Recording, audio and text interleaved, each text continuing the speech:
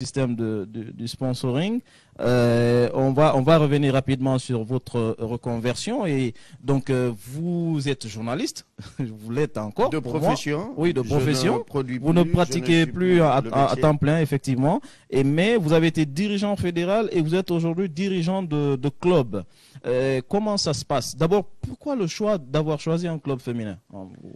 En fait, moi, je retourne toujours d'où je viens, Simbaya. Bolonta, c'est un club de Simbaya. Et quand j'étais aux affaires, les jeunes sont venus vers moi. Bolonta, comme Olympique de Simbaya, au passage, je vous informe que on a une future pépite qui est Chérif, et qui est le fils de Aliou Chérif, qui est employé de 6TV, qui joue dans mon club et qui peut-être sera le capitaine de la future équipe U17, si les choses se passent normalement. L'objectif, c'est d'accompagner. C'est vraiment pas une activité que je fais principalement. Le football féminin, j'ai été confronté à lui pendant que j'étais au Conor. Il y a beaucoup de défis, il y a beaucoup d'enjeux. Et c'est comme d'autres secteurs. Les jeunes, il faut les accompagner. Il faut les aider à se structurer. Le projet Bolonta et Olympique de Simbaya, c'est quelque sorte un laboratoire pour montrer qu'on peut, avec la passion du football, aider des jeunes filles et des jeunes garçons à se construire un avenir, soit en devenant des athlètes de haut niveau, soit en ayant un métier ou une activité qui puisse vous rapporter et vous générer des revenus. Et aujourd'hui, nous sommes dans la phase de conception. Ça fait plus d'un an qu'on travaille. On a déjà des partenaires. Mouna Internet nous accompagne. Qui est aussi qui est aussi sponsor du projet. Mais nous avons les institutions des Nations Unies qui commencent à nous accompagner. L'OIM, dans le cadre de ces campagnes de sensibilisation, est partenaire. Et l'année prochaine, nous allons partir avec l'UNFPE pour voir comment, dans le cadre de la structuration de ces projets-là, faire en sorte que ces jeunes filles et ces jeunes garçons-là puissent déjà cibler un métier, l'apprendre et pouvoir demain en vivre. Alors que l'objectif principal, c'est de former quand même des athlètes.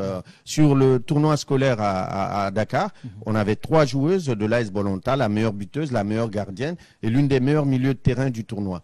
Malheureusement, l'équipe n'est pas qualifiée à la CAN, mais ce n'est que partie remise. Avec l'équipe A, on avait 4 joueuses qui sont parties en Sierra Leone. Les résultats n'étaient pas au rendez-vous parce que le regroupement a été un peu tardif. Mais l'objectif, c'est d'être là et d'apporter des solutions.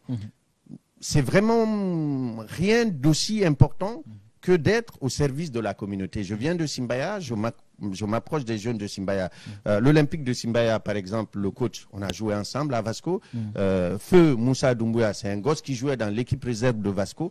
Donc, c'est un ensemble là qu'on est là pour soutenir. Parce que quand on est dans une communauté, il faut soutenir les jeunes, il faut les accompagner. Quand on a eu un certain aboutissement, quand on a été journaliste, on a beaucoup voyagé, on a eu la chance d'avoir une mission comme dirigeant, il faut que la communauté puisse sentir que vous êtes engagé auprès d'eux. C'est aussi plausible pour le football que pour le hand, que pour le basket et les autres disciplines. Le plus important dans ce genre de projet, c'est de se dire où est-ce qu'on veut arriver et comment on structure ça. Parce que déjà, une fille, pour que sa famille accepte qu'elle joue au foot, qu'elle aille au basket ou au hand, il faut un certain travail. Donc nous, nos coachs vont dans les familles, on prend des engagements, on accompagne les filles. Deuxièmement, on essaie de prioriser les filles qui vont à l'école. Pourquoi? Parce que c'est beaucoup plus facile à cadrer. Maintenant, celles qui ont fini l'université ou qui ont fini une école professionnelle, on les accompagne. Nos sponsors sont d'accord pour les prendre en stage, pour financer des formations. Là, l'OIM, dans le cadre des 16 jours d'activisme, finance une formation en informatique, initiation en informatique pour 10 filles. Et ça sera ainsi jusqu'au bout.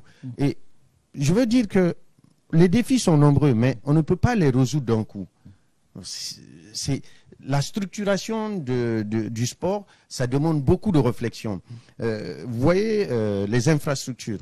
Pourquoi 7,5 pour les infrastructures? Il y avait d'autres sponsors avec lesquels on était en discussion où l'essentiel des ressources allait partir sur les infrastructures. Parce qu'on a un déficit à ce niveau-là qu'il faut essayer de combler. Et la aujourd'hui, l'AS Bolanta s'entraîne sur un terrain de fortune, terrain ACBK, c'est ça? Et au centre technique, on a 2 jours, parce qu'on n'a pas les moyens de pouvoir financer des entraînements sur toute une semaine. Mais aussi, il est important que on soit traité comme tous les enfants de Guinée qui s'entraînent dans les terrains vagues et qu'on apprenne de ça pour être encore plus compétitif. En revenant sur l'ensemble de ce projet-là, il faut se projeter. Le hand est populaire, le basket l'est. Comment faire en sorte aujourd'hui, en passant par les moins modestes que l'État peut mettre dans les infrastructures, il faut basculer dans les écoles. Si chaque école, collège, lycée qui est construit, on a une infrastructure, qu'elle soit hand, basket, foot ou multisport, ça permet de résoudre le gap. Les terrains de compétition demandent un financement important. Et ça, c'est à ce niveau-là où les instances, les fédérations, au niveau de l'État, avec les partenariats. Moi, j'ai eu des discussions avec des partenaires quand j'étais à la Fédé. On nous demandait une étude globale sur les besoins en infrastructure en Guinée. Ça demande 5-6 millions de dollars de financement. Mais si tu as ça, ça facilite que tu fasses un appel à travers l'État, le ministère du Plan, le ministère de la Coopération, pour que des partenaires viennent et financent ces projets-là. Tant qu'on n'a pas résolu ce problème de base, il faut travailler sur les autres segments. C'est-à-dire comment faire du sport un mécanisme d'intégration. Un mécanisme qui nous empêche aujourd'hui, parce qu'il y a un phénomène qui n'est pas beaucoup vu, c'est les gosses qui arrêtent l'école parce qu'ils veulent devenir footballeurs. Alpha m'a dit, partez au centre technique de Nongo, toute la journée, de 6h à 22h, il y a des gosses qui s'entraînent. Ils vont quand à l'école? Tous les jours de la semaine. Donc c'est une problématique qui est réelle. Est-ce qu'on veut qu'on ait des athlètes de qualité ou est-ce qu'on veut que notre jeunesse abandonne l'école pour se lancer dans cette aventure-là en restant au pays, en espérant devenir un professionnel au Barça? Est-ce qu'on est outillé aujourd'hui à sortir un gosse d'une académie et à l'amener à Barcelone? Très peu, on arrive très peu à le faire. Est-ce qu'un basketteur sort de Conakry aujourd'hui pour partir parce qu'on a moins d'infrastructures? Est-ce qu'un handballeur? C'est des questions qu'on doit se poser et c'est ces réponses-là que vous tentez de trouver aujourd'hui. Qu'on tente à travers cette expérience-là, mais qui peuvent être implémentées dans les autres... Ailleurs, au plus haut niveau. Voilà. Au plus haut niveau. Au plus haut niveau. Au plus haut niveau, au départ.